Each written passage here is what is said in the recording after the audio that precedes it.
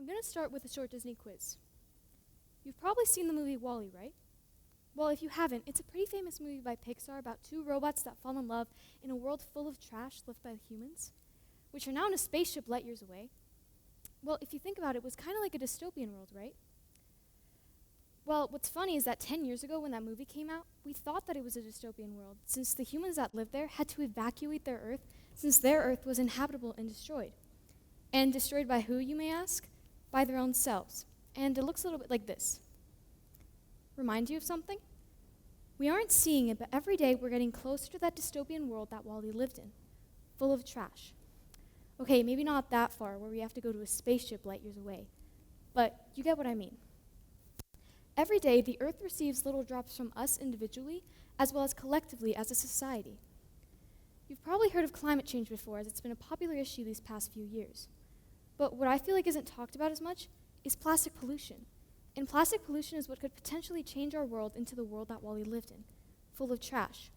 Where one day, finding a small, insignificant plant inside an old, rundown boot could change our lives forever and insanely boost our serotonin levels.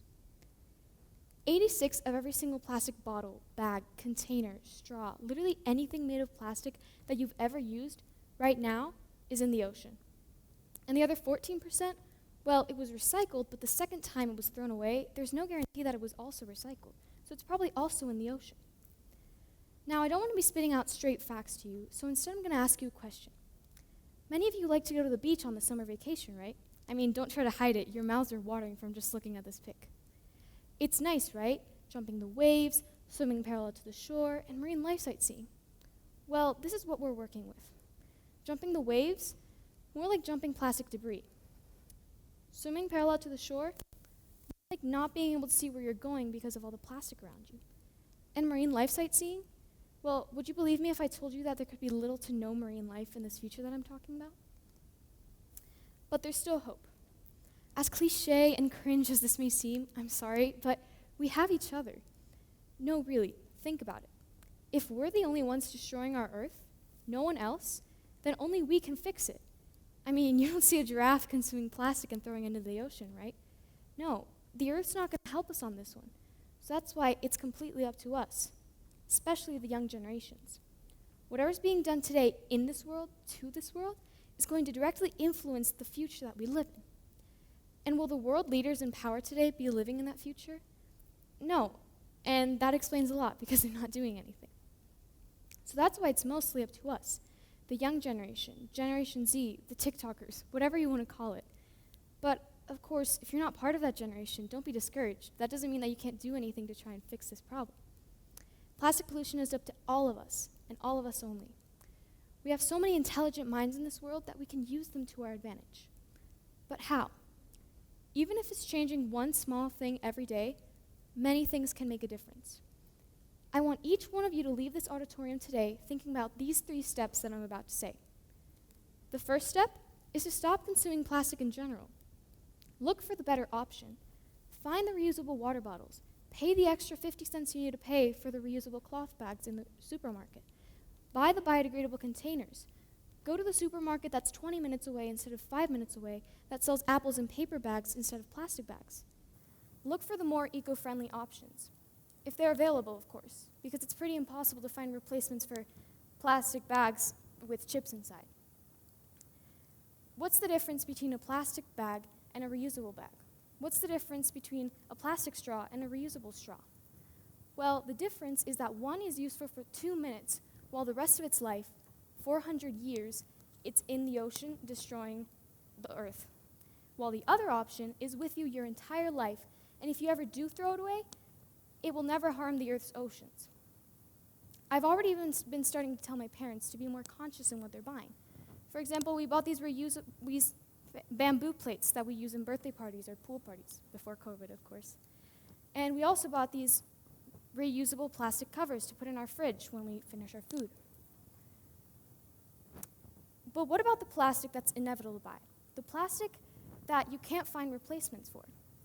This leads me to my second step, which is to turn the plastic that you have in your house right now, or the plastic that's inevitable to buy, into something valuable without having to throw it away and recycle it, because really when you do that, only 4% of that actually gets recycled. I'm going to take you to the past for a little bit. I want you can close your eyes if you'd like. It's a pretty big jump to the past. I want you to remember those times in kindergarten when we would be in our class and our kindergarten teacher would say, "Kids, it's time to make a kindergarten craft." And you would make it with such joy and enthusiasm, and you would have so much fun with your friends, maybe goofing off, throwing paint at each other. And then in the afternoon, you would come running to your parents and say, "Mom, Dad, look at this amazing craft that I did today in school." What I want you to do is have as much enthusiasm as you had when you were a kid and use it today as adults. And hopefully, with that short flashback to the past, maybe some nostalgia, your inner child was released a little bit. I want you to release your inner child. Have as much fun with this as possible. What do I mean by this? I mean, do those crafts again. You're probably thinking, seriously? She wants us to save the world with kindergarten crafts? Yes, indeed I do. And as dumb or childish as it may seem, it helps and it works. You're giving the plastic value once again. And not only are you giving it value once again, but you're giving it a different value than what it had before. A value that you need right now inside of your house. But of course, if you don't necessarily like creativity, or you just can't find the time, or you can't find anything to make with it, you can obviously just reuse with things that aren't single-use plastics. You can just reuse the plastic over and over again. Yeah, instead of making a laundry basket out of plastic bags, you can just reuse that plastic bag 5,000 times for the rest of your life until you throw it away eventually. But come on, doesn't the other option seem more fun? So with this, you're still consuming plastic, but because it was inevitable to buy, but you're still preventing it from reaching the ocean, whether it's by making a craft out of it or by reusing it so many times. Although it doesn't seem like much change from one person to the other, if we all collectively do it, then there will see change. I once saw this quote, and I want you to think about that. In this case, it's a plastic straw, so it's a negative effect. But think of the power if that straw was a biodegradable one. Now, these two steps that I've just mentioned are steps that you can do by changing the small things in your everyday lives. But what if I told you that there's a third step, a more powerful step, a step that you don't even have to put any effort into it because you're doing the things that you love? I'm talking about passions, hobbies. This leads me to my third and final step. Each individual in this generation has a mind of their own. We all have passions, hobbies, things that we like to do besides studying or working, and we can use that to our advantage. I'd like you to close your eyes and imagine what one person, any person, can do with their own passion to solve any problem in the world. Now, I want you to think of your own passion and think about how you can solve any problem in the world. Got it? Now, use that same passion to solve a specific problem in the world, plastic pollution. Think about it. If you, with simply your passion, can do something to fix this plastic pollution problem, then think about what everyone else collectively in every single generation can do. There's so many passions everywhere, from reading to cooking, from reading to cooking, from singing to video games. And we can use as much as possible to gather as much passions that we can. If a student likes art, they can create art out of the plastic that they find in the ocean or in landfills or in their house and put it on a museum so that people can admire and look at and maybe buy. If a person likes business, then they can create a business by selling everyday things made out of recycled materials and make a profit out of that. And if a student likes singing, they can host a concert and raise money for plastic cleanup companies.